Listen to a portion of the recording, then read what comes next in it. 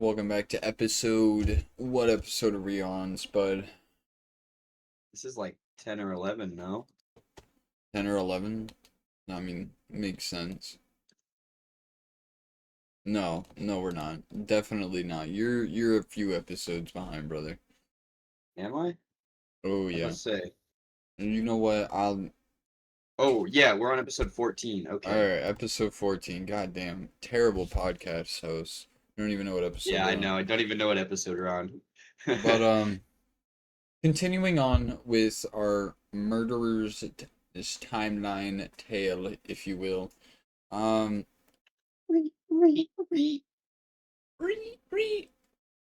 Um, yeah.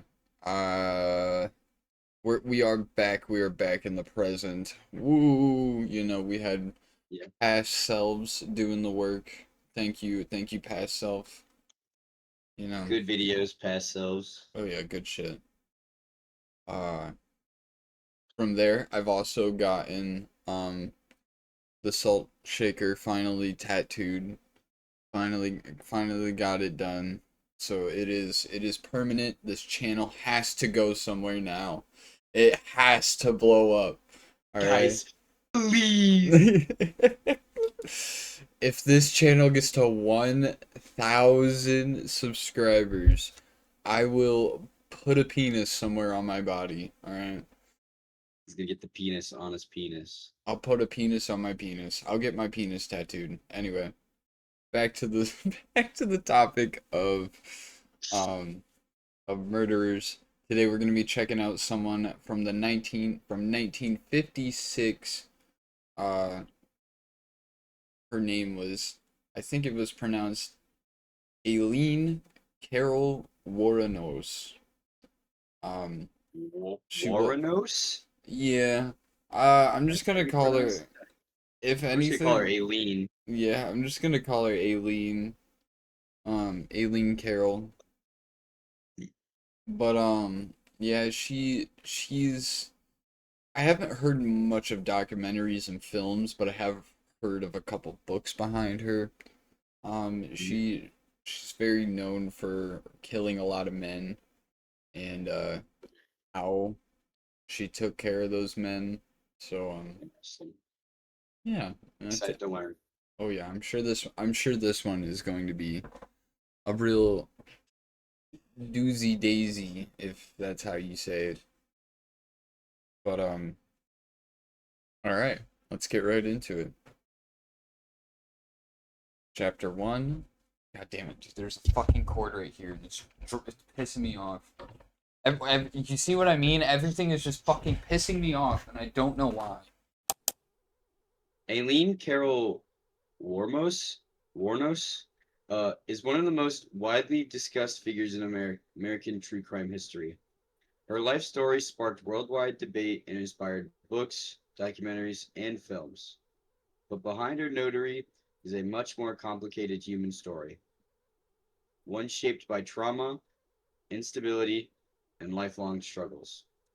Whether people view her as a dangerous criminal, a tragic product of her environment, or something in between, her case focuses us to examine how personal history, mental health, and social systems intersect in extreme ways. All right. Born on February 29th, 1956, in Michigan, Aileen entered the world under difficult circumstances. Her father was imprisoned and later died while incarcerated. Her mother, very young and overwhelmed, left Aileen and her brother Keith when Aileen was still an infant. The children were raised by their grandparents, but testimony from neighbors and people who knew the family suggests the home environment was unstable. Reports describe frequent conflict, alcohol misuse, and a lack of consistent emotional support. These early years left Aileen with a deep feeling of rejection and insecurity.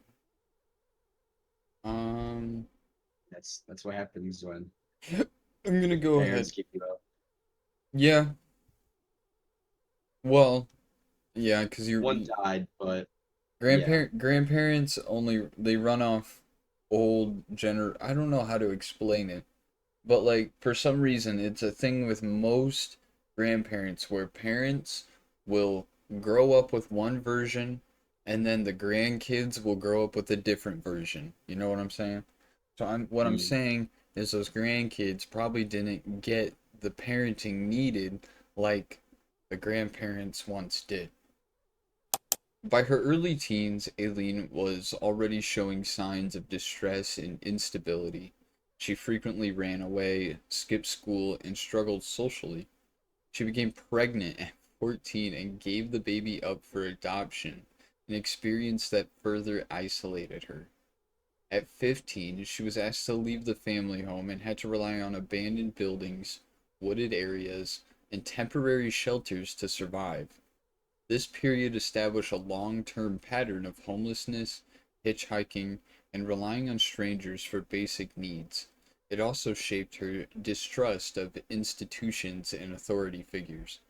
Dude, already terrible fucking golden path. Like I mean like it oh, the fact that it's literally just the sound like we haven't even gotten to the killings yet, and it's like I already see why she was doing this, but And she is obvious only 15. yeah, she's at like 15 right now. She's 15. That's fucking wild. Already had a kid, already gave up this kid. I And could, I, and then it's literally unfathomable. next year it was like, all right, yeah, look, we can't deal with that. And then just like, all right, peace out. I choked on spit, sorry. Aileen traveled across the country, mostly by hitchhiking. She did not have stable housing, long-term employment, or reliable support systems. During these years, she was arrested multiple times for offenses such as disorderly conduct, theft, and other nonviolent crimes associated with poverty and instability. Damn. Yeah, so like anything about like fucking what Essentially what anything petty. what is it? What soliciting. She got a lot of soliciting is what they're getting at with poverty and instability. So soliciting, missing payments, shit like that. Yeah. Uh, these instances further distanced her from mainstream society and made it harder for her to find legitimate work.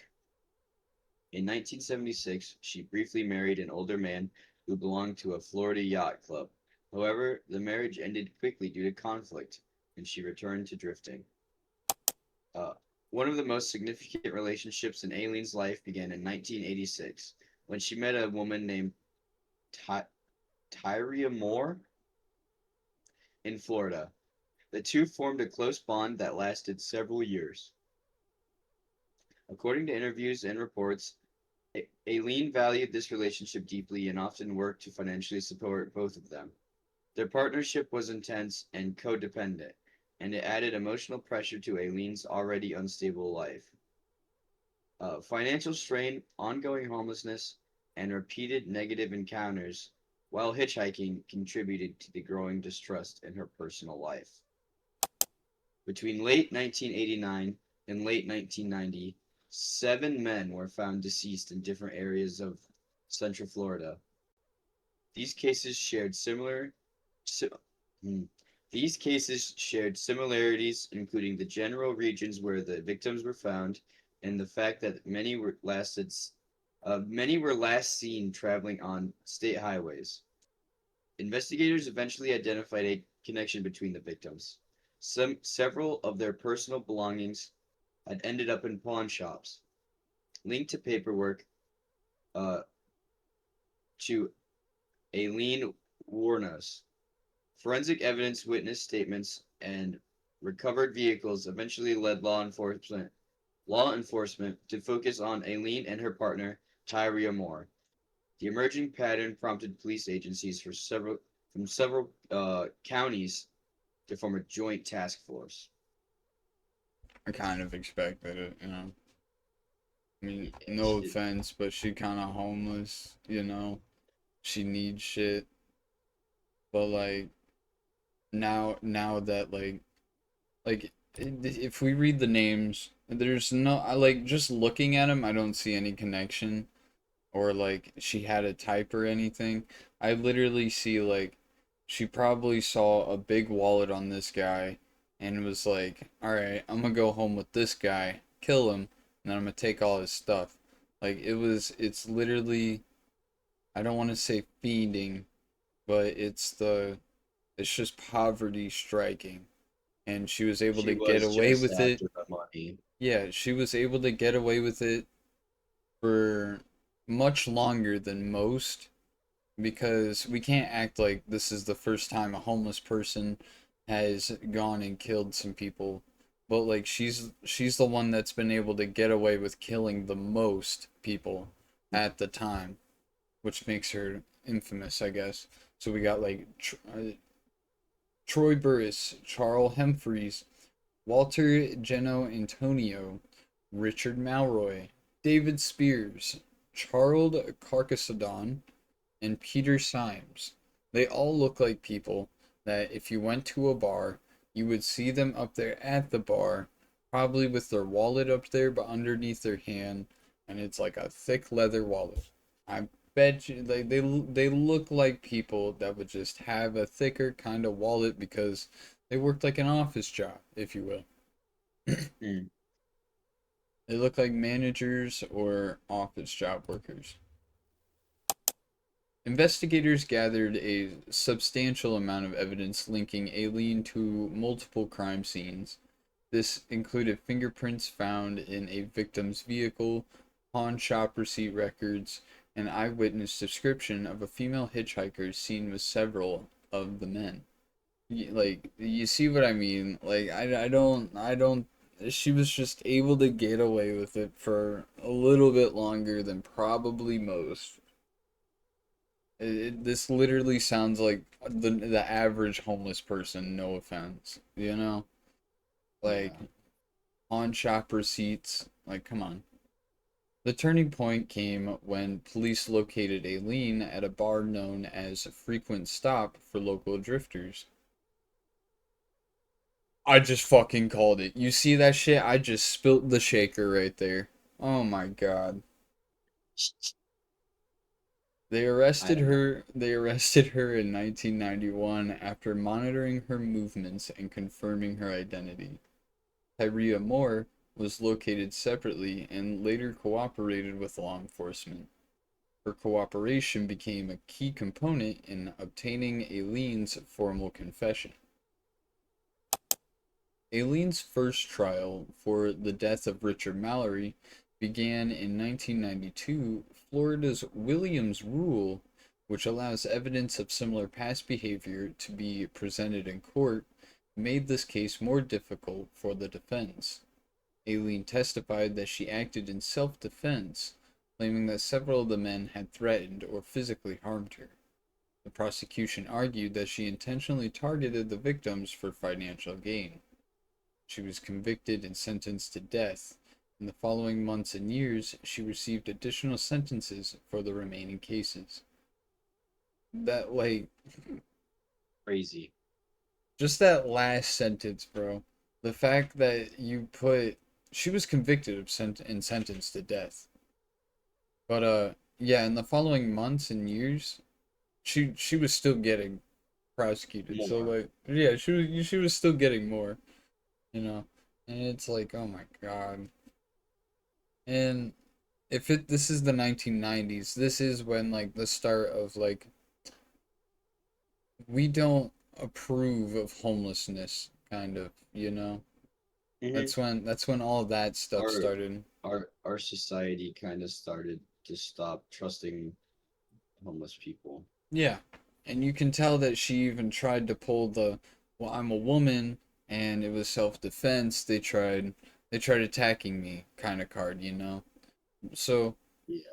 right now, as of now, I can see where it like if I was in the courtroom, right, and I hear her past and I'm caught up to this point right now, I can see why she would do it, but like I don't know, if she wasn't, how do I say this? If she didn't have the past that she did, I bet you everyone in the courtroom would believe her. Yeah, but That's since she had the bad past and had already made all the, or I guess not made the mistakes, but already had a record. yeah, and just like being homeless and like all that, it's like you've got bad cards on your hand, you know? Mm.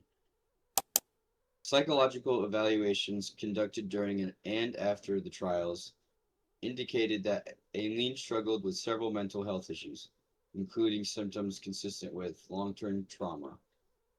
Experts noted that her childhood experiences, combined with years of instability, homelessness, and exposure to dangerous environments, had a profound impact on Aileen's uh, emotional and psychological development. Uh, Her case drew significant public attention. Documentaries, books, and interviews painted her in varying lights, some as manipulative criminal, others as a deeply traumatized woman pushed to the extreme acts. While on death row, Aileen expressed increasingly inconsistent and paranoid beliefs, withdrawing from appeal and saying she wished to accept the sentence. She gave several interviews in which she presented differing explanations for her actions. On October 9th, 2002, Aileen Wuornos was executed by lethal injection at age 46. Her ashes were later scattered in Michigan by her longtime friend, Don Botkins. The fuck was she in the story, respectfully? Like, what I what Also, do you mean, Don Bopkins? Ooh, I thought her fucking other whatever. Yep. but it's weird to think that she tried to like still get out of it till the end and like be paranoid till the end. Oh yeah. I mean, like obviously, you'll do anything to try to get out of it. The legacy of Aileen Wuornos remains a complex. Her case continues to challenge assumptions about the long-term impact of childhood trauma, how homelessness and abuse contribute to criminal behavior, how society treats vulnerable individuals who fall through the cracks, the role of mental health in misunderstanding violent acts. Today, she is remembered as one of the few widely known female serial offenders in the United States, but also as someone whose life story illustrates how untreated trauma and chronic instability can have devastating consequences. Whether people view her sympathy, condemnation, or a mixture of both, Aileen's story remains one of the most heavily dissected in modern true crime history. And what did we say around here, Spud? Uh, Mm-hmm. Check the description for Mm-hmm. the Discord and the Twitch and the TikTok. Mm-hmm. Uh, Comment any people you want us to go over, any podcast ideas, anything. And I think you got to remember to take it all with a grain of salt. Oh, yes! We can Wrap it up.